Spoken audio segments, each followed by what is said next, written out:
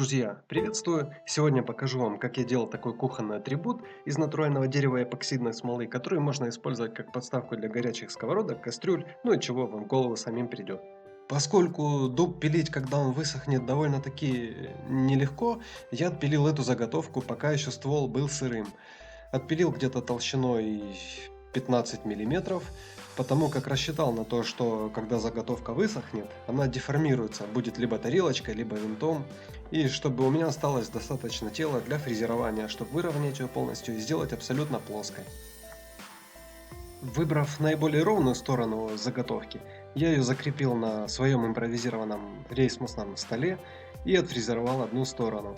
И потом уже ровной фрезерованной стороной я прикрепил заготовку еще раз к столу и отфрезеровал со второй стороны. По-любому все уже заметили вот эту огромезную трещину, она здесь оказалась не случайно, пока заготовка еще была сырой, не высохшей, я в этом месте довольно сильно таки ударил ножом. И в этом месте она в процессе сушки дала большую-большую трещину. Честно говоря, я их отпилил 5 штук, ну в смысле самих заготовок.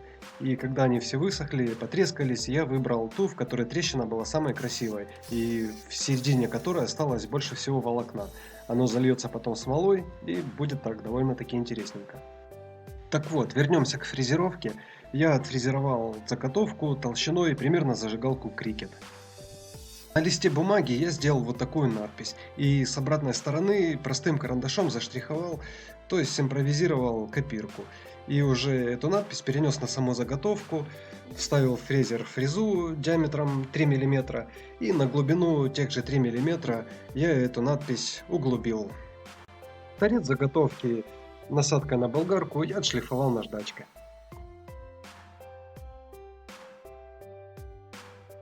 Дальше на двухсторонний скотч я приклеил кусок оргстекла. Это такая будет импровизированная опалубка. А с торца я приклеил кусочек пластикового стаканчика. Для первой заливки мне понадобился всего 1 мл эпоксидной смолы, для того чтобы покрыть стенки трещины, волокна, которые в ней образовались, и покрыть донышко вырезанной надписи, дабы потом, когда сделаю большую заливку, эта заливка не насытилась пузырьками воздуха из древесины. Подождав сутки, я приступил уже к основной заливке. Замешал 50 грамм смолы и окрасил ее жидким тонером для струйного принтера. У каждой эпоксидной смолы свой рецепт приготовления. Конкретно у моей был 200 мл отвердителя на килограмм смолы. Вакуумной камеры, к сожалению, у меня нет, поэтому пузырьки воздуха я выгонял путем нагрева смолы и легким ее перемешиванием. При нагреве смола становится более жидкая и пузырьки воздуха легко всплывают на поверхность. Из пластикового стакана, честно говоря, не очень удобно заливать, поэтому я переливал небольшими частями смолу в пивную банку с отрезанным верхом и делал такой, пальцами прижимал импровизированный носик, леечку, с которой очень даже легко заливать.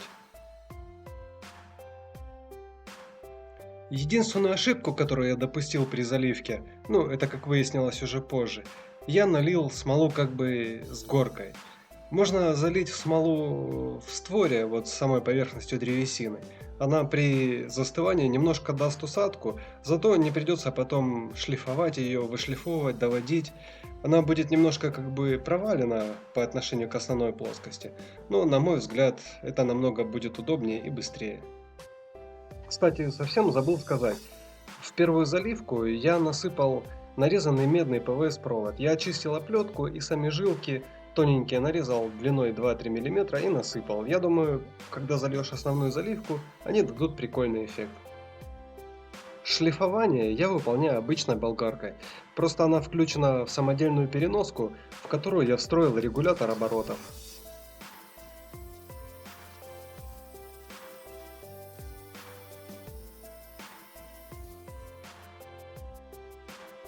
После того, как я выровнял заливку шлифовальным кругом, я поставил обычный войлочный полировальный круг и без всякой пасты на самых маленьких оборотах заполировал всю эпоксидную смолу.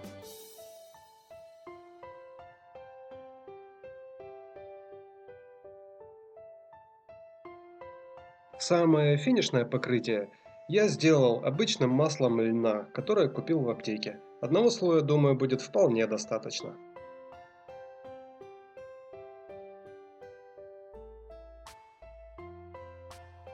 Первые 20-30 минут это масло еще дает такой отблеск, но спустя это время масло впитывается и досточка становится такой матовой, приятной на ощупь.